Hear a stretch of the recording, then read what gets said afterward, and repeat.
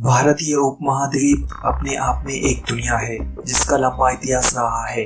इसके लंबे इतिहास में अनेक छोटे बड़े राज्य पैदा हुए और मिट गए, पर इसके इतिहास में कुछ ऐसे साम्राज्य भी हुए हैं जिन्होंने भारत के इतिहास पर गहरी छाप छोड़ी है। आज हम आपको ऐसे ही 8 साम्राज्यों के बारे में बताएंगे जिसकी भारत के इतिहास पे एक अलग छाप है। पहला साम्राज्य मौर्य साम्राज्य। मौर्य साम्राज्य अब तक का सबसे विशाल भारतीय साम्राज्य रहा है, जिसकी स्थापना चंद्रगुप्त मौर्य ने अपने गुरु चाणक्य की सहायता से की थी। मौर्य साम्राज्य दक्षिण भारत के कुछ हिस्सों को छोड़कर पूरे भारतीय उपमहाद्वीप पर फैला था। इसकी जनसंख्या तकरीबन 5 करोड़ की थी, जो उस समय संसार की कुल आबादी का 33% हिस्सा थी। मौर्य साम्राज्य में कुल 9 राजा थे, लेकिन उसमें सबसे लोकप्रिय चंद्रगुप्त मौर्य। अशोक की मृत्यु के बाद मौर्य साम्राज्य के उत्तराधिकारी अयोग्य निकले और साम्राज्य सिकुड़ता हुआ चला गया। 185 ईसा पूर्व में अंतिम सम्राट बृहद्रथ की हत्या उसी के सेनापति पुष्यमित्र ने कर दी और मौर्य साम्राज्य का पतन हो गया। दूसरा साम्राज्य मुगल सल्तनत। मुगल सल्तनत भारत का दूसरा सबसे बड़ा साम्राज्य था, जिसकी स्थापना बाबर द्वारा 1526 ईस्वी में पानीपत के पहले युद्ध में दिल्ली के सुल्तान इब्राहिम लोदी को हराने के बाद हुई। अकबर के समय इस साम्राज्य का उत्कृष्ट काल शुरू हुआ और औरंगजेब की मृत्यु के साथ समाप्त हो गया। औरंगजेब की मृत्यु के बाद मुगल साम्राज्य लगातार सिकुड़ता हुआ चला गया। जब 1857 में इसके अंतिम बादशाह बहादुर शाह जफर को अंग्रेजों ने गिरफ्तार करके रंगून भेज दिया, तो मुगल साम्राज्य का अंत हो गया। मुगल साम्राज्य में कुल 6 राजा थे। चोल राजवंश। चोल वंश का संस्थापक विजयालय पल्लवों की अधीनता में उरैयूर प्रदेश का शासक था, जो बाद में स्वतंत्र हो गया। विजयालय की वंश परंपरा में लगभग 20 राजा हुए, जिन्होंने कुल मिलाकर 400 से अधिक वर्षों तक अपना शासन चलाया। चोल वंश के 8वें और 9वें शासक अपनी कुशल युद्ध नीतियों से चोल साम्राज्य का विस्तार ना करते तो आज ये साम्राज्य इतना बड़ा नहीं कहलाता। 8वें राजा राजाराम चोल ने उत्तर प्रदेश को अपने राज्य में मिला लिया था और 9वें राजा राजेंद्र चोल सबसे महान गिने जाते हैं, क्योंकि इन्होंने अपना साम्राज्य श्रीलंका समेत Malaysia, Burma, Thailand, Cambodia, Indonesia, Vietnam, Singapore और मालदीव तक फैलाया। चौथा साम्राज्य गुप्त साम्राज्य।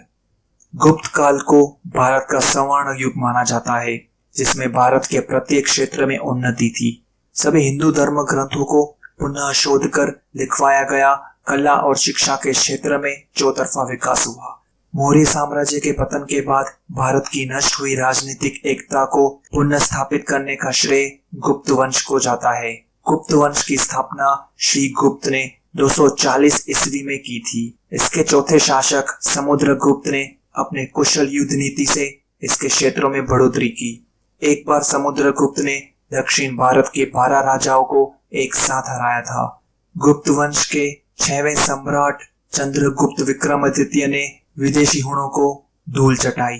हुण एक बर्बर जाति थी जो भारतीय इलाकों में लूट मार कर भाग जाती थी।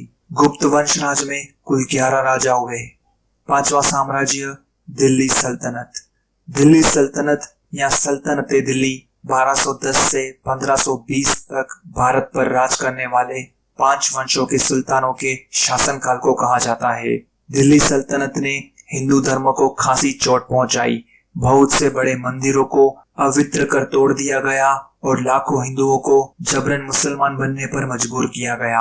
1526 में पानीपत के पहले युद्ध में बाबर ने इब्राहिम लोदी को हराकर दिल्ली सल्तनत का अंत किया। 6वां साम्राज्य मराठा साम्राज्य।